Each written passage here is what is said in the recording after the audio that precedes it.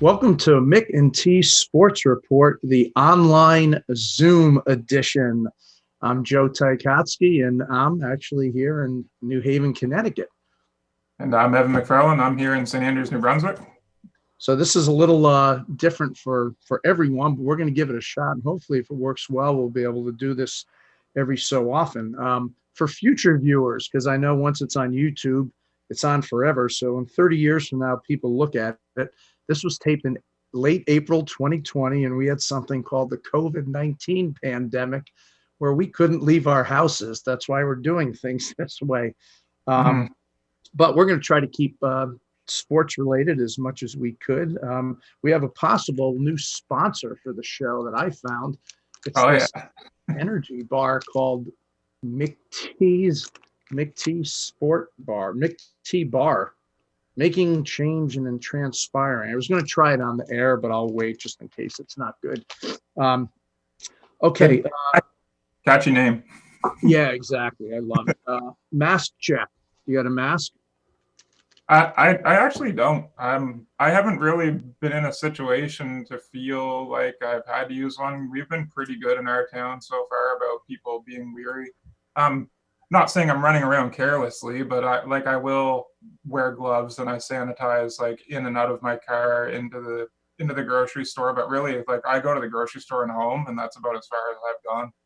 Oh, okay. Yeah. My college roommate's wife, Emily, in California, made me one with all these little frogs on here. So I wear them once in a while.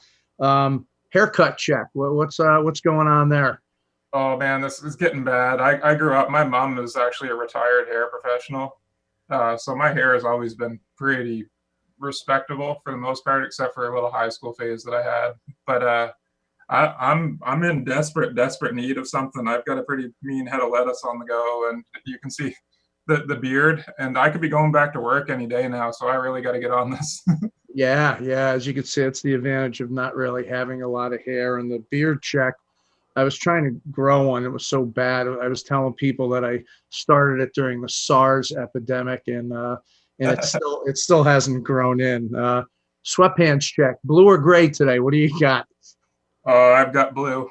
Okay, I got blue also. So we didn't even check in advance. We just both had the same color. Quick update: up in St. Andrews, you guys are sort of into your phase 2 of recovery. I think you've only had but like a little over 100 cases in the province. Right. Yeah, our province has been really good right out of the gate for the most part.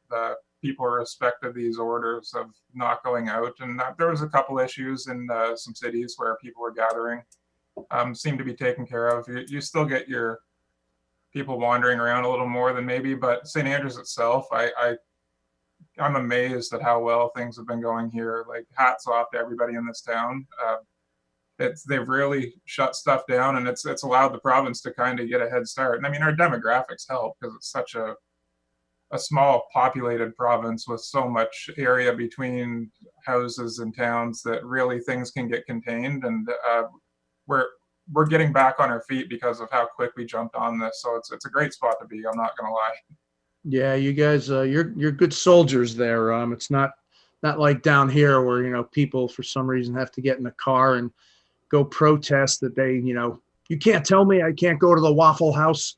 But Connecticut's been pretty good. It's just our proximity to New York has made it bad, and the people have been good, but we have 5 times the population of New Brunswick, but we've had almost over 25,000 cases and 2,000 deaths. So the proximity to New York, as much as normally it's an advantage, has hurt us now, but hopefully people are just going to stay mellow and let it ride out and rely on the science. But all right, we're going to get into a little bit of sports, and then we'll continue in future episodes.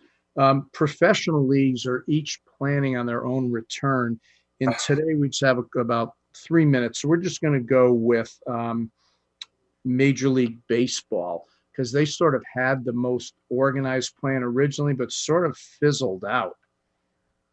I don't know, man. I think it's pretty optimistic right now to see any sort of major sports league with spectators in the building to come back. I just don't think that they could possibly put these leagues ahead of the well-being of the citizens right now. Like I'm not being biased, but really the only thing I could see coming back at an earlier time would be golf, just because it's so easy for people to social distance, and you just keep your spectators out and bring in your cameras, and we can all watch it from home and enjoy it just as much, if not more, than if you were there. But And as far as how about baseball trying to come back with no fans? but it's still the travel from city to city, and you're always going to have those scares. I think I don't know. I would love to see it happen. I can't imagine it's going to be anytime soon. Yeah, I know they had one plan where they were going to have 16 teams in Arizona and 16 in Florida with no fans. But even there, even though there are no fans, you're talking about players being separated from their families. Yeah. And then even just the support staff to cover a game. They had these bizarre ideas where the players, when they weren't in the game, would be sitting in the stands 6 feet apart from each other. You guys are what, 2 meters? 2 meters apart? Yeah, you got to be different. I even looked it up. You're better than us. 2 meters is like 6.5 feet. So you just do it better. But yeah, I think it's going to be really tough with baseball. It still remains to be seen if the warm weather, kills the virus or not. But I honestly don't see a way that they'll be able to do it with fans at all. No, I don't think so. I think we're a long ways out, but really, it's got to come down to what's best to end this sooner than later. Because if we are to lose one season out of it all, whatever, that's unfortunate, but it's better than losing multiple seasons. So that's a great point, because that's what I've been telling people. If it's even with youth sports, if it's that you're off for a year or a season, no one wants it. But if that's what's best health wise, then that's where you got to go. Mm-hmm. Yeah. All right. What we're going to do is we've got a really packed show, because who knew when I was up in late January that may be the last time I'm up there for I don't know how long, whether the borders open or we're allowed to travel. But luckily through Zoom, we can do this. So we're going to take a break. And when we come back for our second segment on Mick and T Sports Report, we have a real special guest from a TV station in New Haven, Connecticut. We'll be back after this.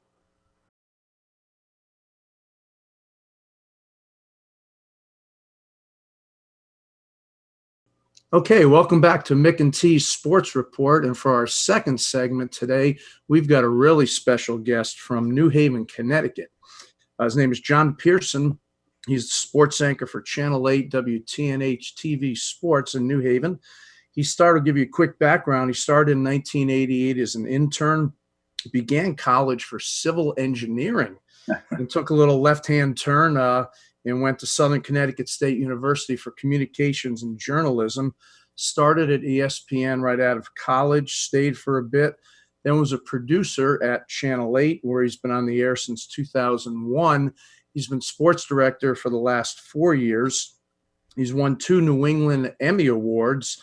Are you supposed to have those in the background somewhere? Yeah. As well as the 2018 Sportscaster of the Year. He's covered everything from local to national. So we'd like to welcome John Pierson. How's it going, John? All right, Joe. Everything's good. The Emmys are packed up. I don't really display them. So in the bathroom, is not how it's supposed to be. Yeah, whatever. They're a doorstop somewhere. Okay. Whole trophy room for them. I'll have one of those one day. Yeah, when I retire, maybe. All right, we wanted to just talk to you, obviously, with the COVID-19 pandemic. How's covering sports been different for you? First, from a technical standpoint, in terms of where you broadcast from and changes your station has had to make. Well, the station has done a lot of things as far as having people work from home. I still go into the studio with some of the other main anchors. So on a given night, I work Monday through Friday. There's probably 9 of us in the studio, which is probably cut it down to a third of what would normally be there at night. And they have a cleaning crew coming in 3-4 times a day, wiping down everything, door handles, knobs, computers. So they're doing a good job of keeping us safe as far as that goes. Technically, we got a couple people working from home. So we've got some of those in-home setups, and it's been a challenge a little bit in the beginning, I think, but now I feel like, we're like a month and a half into it, maybe. Yeah. And things seem to be running pretty smoothly. And as far as covering sports for myself, there's really not much to cover. So a lot of it is doing what we're doing right now. Zoom interviews, Skype interviews, pulling old file video of folks or having them send me video of what they're doing now or still photos, and still trying to make, sports kind of relevant. I think people need a little diversion from the constant news of COVID-19.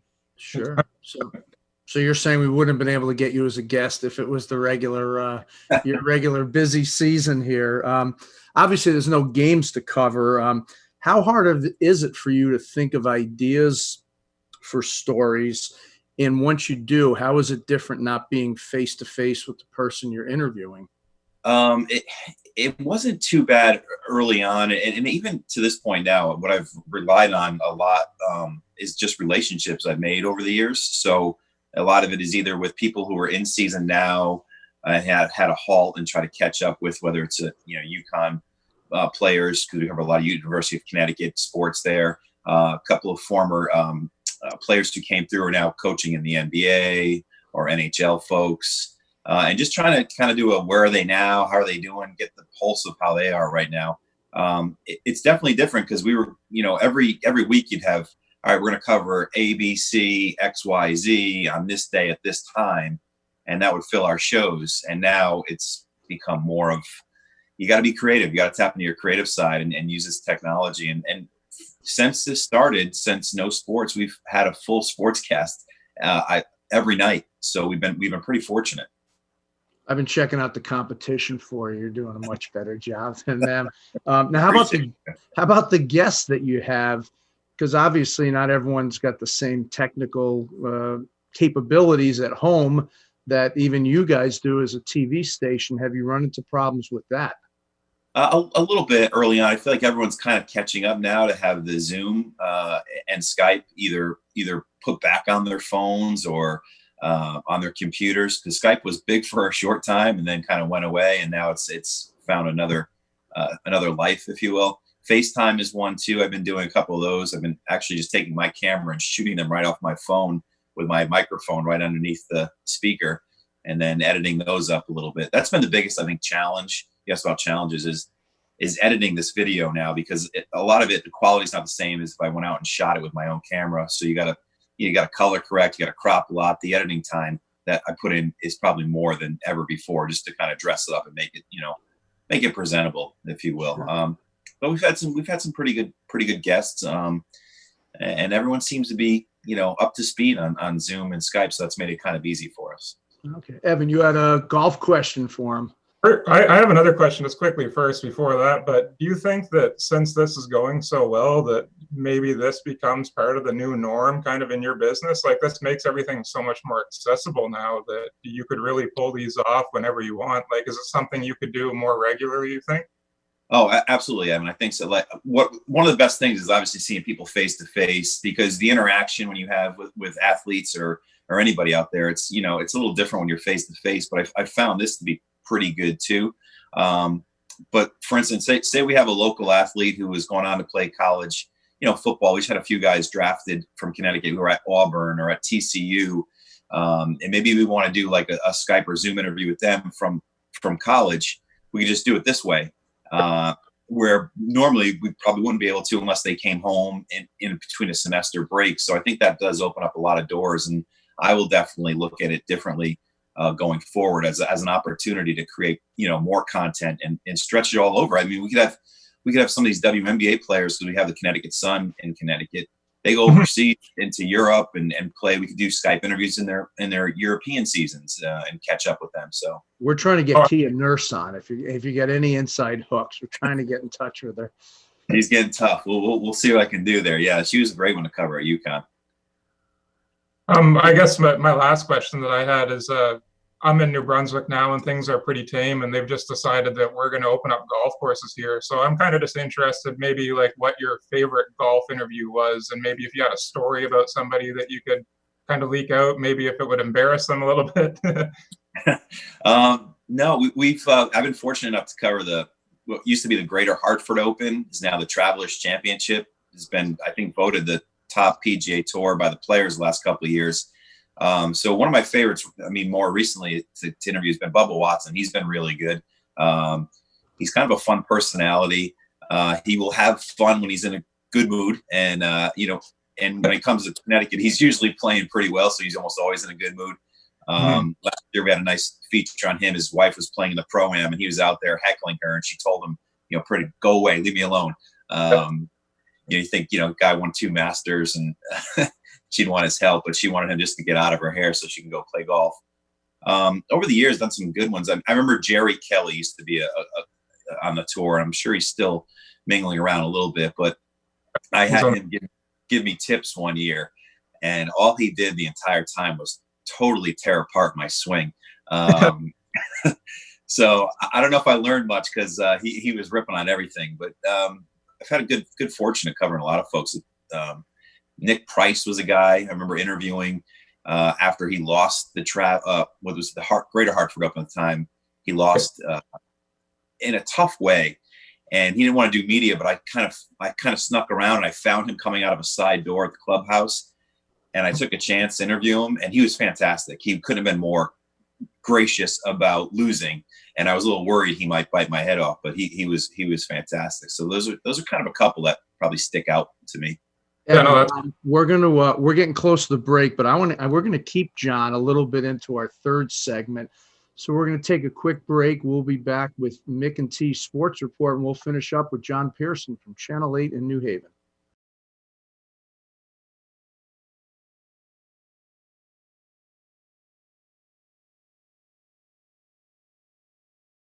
Okay, welcome back to Mick and T Sports Report for our third and final session of our first Zoom edition here. Going well. Yeah, I'm Joe Ticotsky here in New Haven, and we got Evan McFarlane up in St. Andrews, New Brunswick. We've been talking to John Pierson, from sports anchor from Channel 8 TV, ABC affiliate in New Haven. John, what are a couple highlights of your career in terms of, or a highlight in terms of a game or event you covered? I know it's a lot.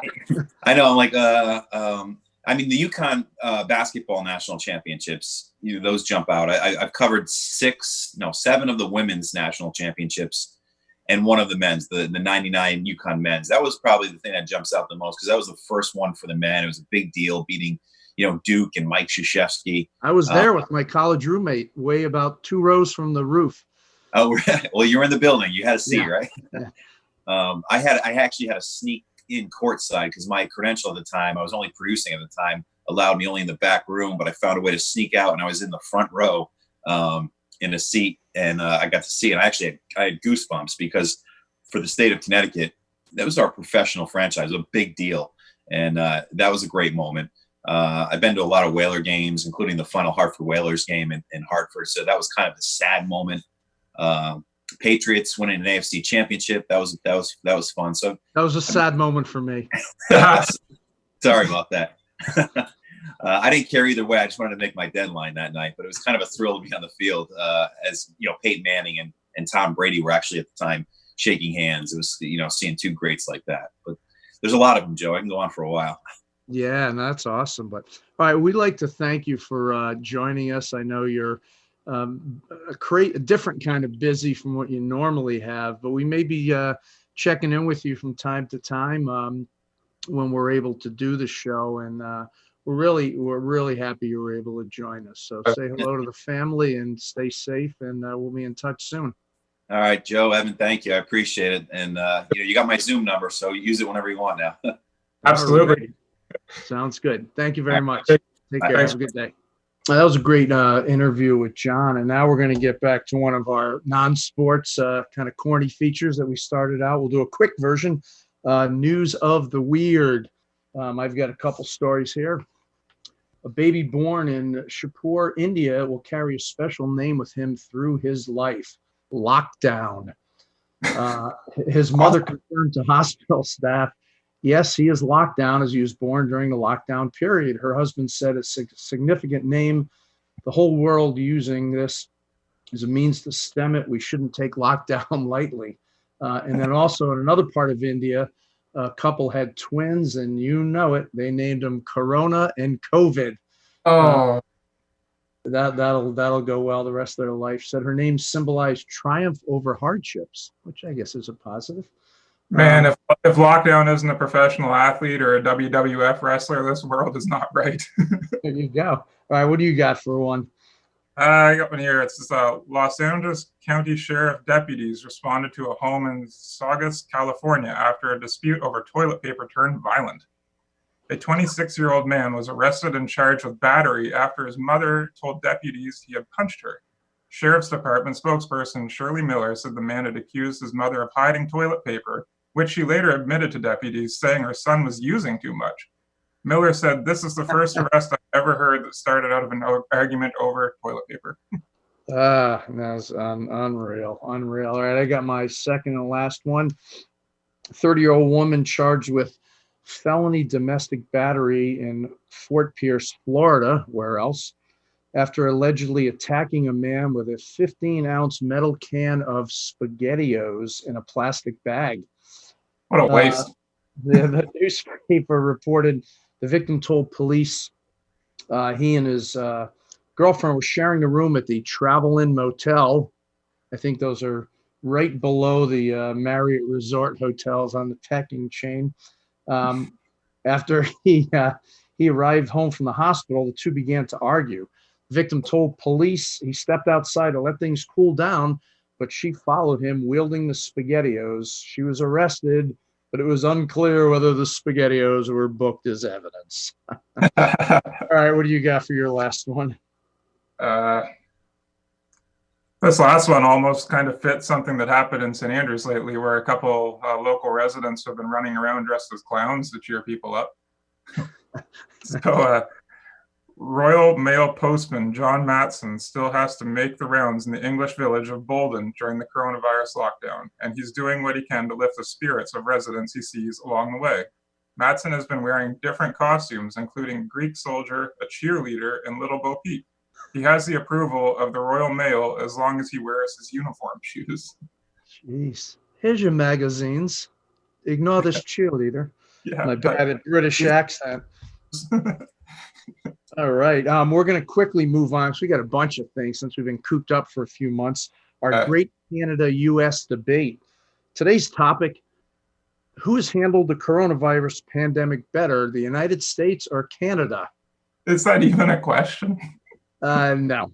Okay, that's this week's moving on. That's this week's edition of the Canada-US debate. It's a blowout. Oh, I got props here.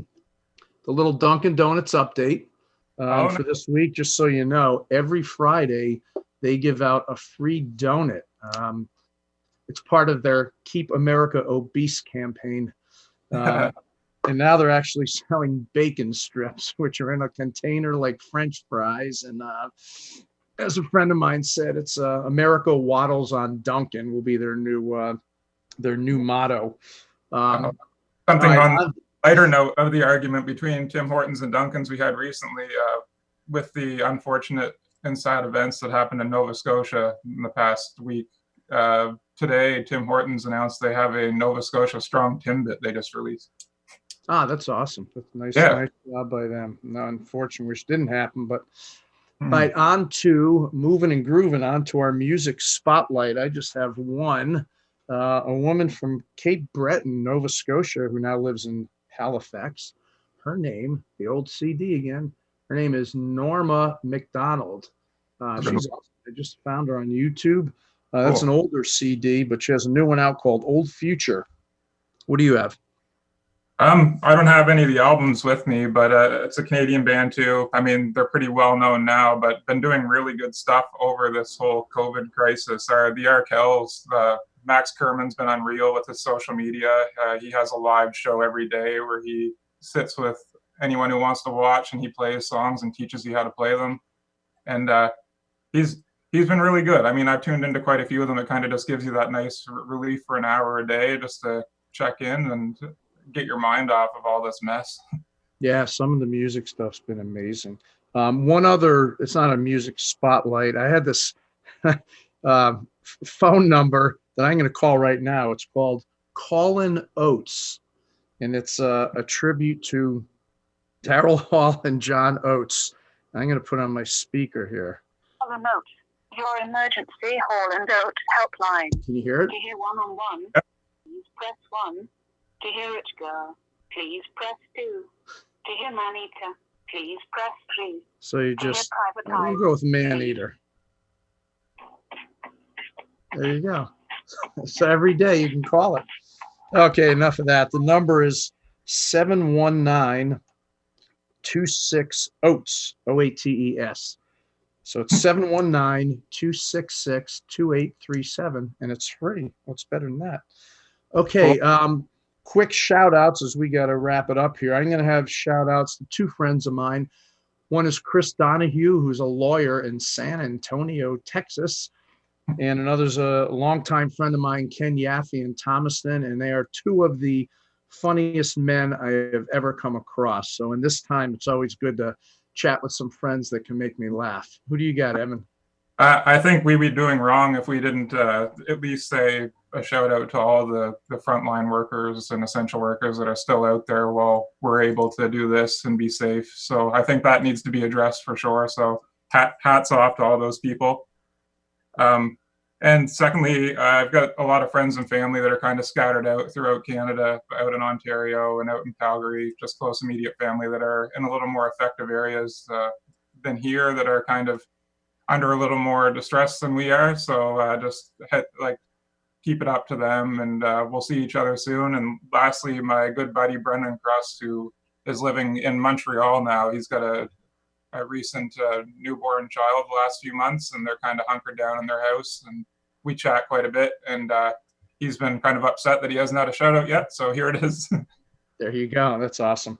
And then just quickly, and we'll wrap it up, the charity spotlight. I just keep it general and say any food banks in any of our areas could really, really use donations now, even though a lot of people are suffering.